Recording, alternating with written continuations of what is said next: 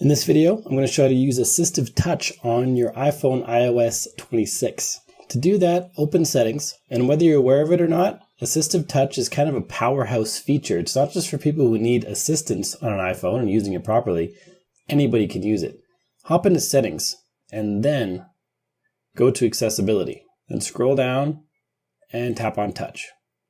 Then tap on Assistive Touch and toggle it on at the top. Now we have this little circle icon appear down here. There's a lot of options to customize it, but first let's just tap on it to see what it does.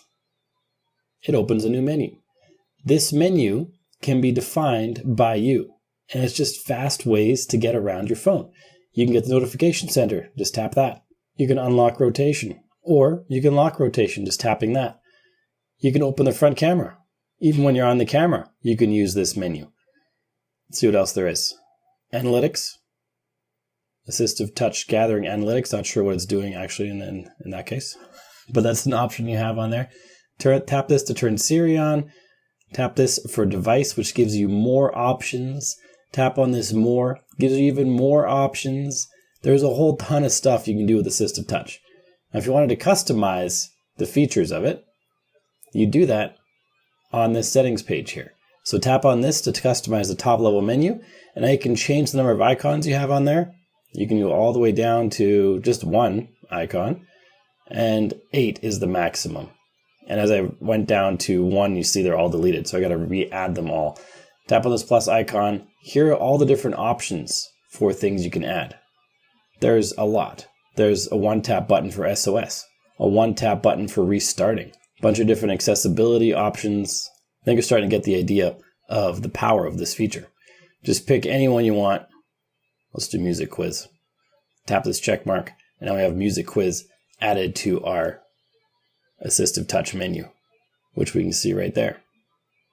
Super cool. There's more options in here. They're all pretty well explained. So just come down and read through. As you saw, the analytics were just successfully collected. I don't even know what that means, but they're done. The idle opacity changes how dark and bright that little button is down in the corner as I change this. So if you want it to be really apparent, put it all the way up. If you want it to be like a little secret button only you know about, put it like this, and then you can put it like over there or down here in the corner, some secret place that nobody knows about. Look at that. Now you have a little secret button down here. Anyway, there's lots of different options you can go through to customize this exactly how you want it. You can even set it to work with a game controller, which is pretty neat.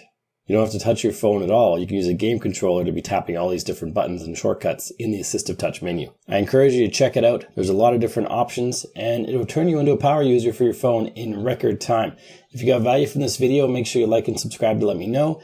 Then check out the video on your screen right now, which is going to show you how to make your phone stop tracking you, because your phone tracks you by default. To stop that, this video will show you. Pretty quick to do, and I'll see you there.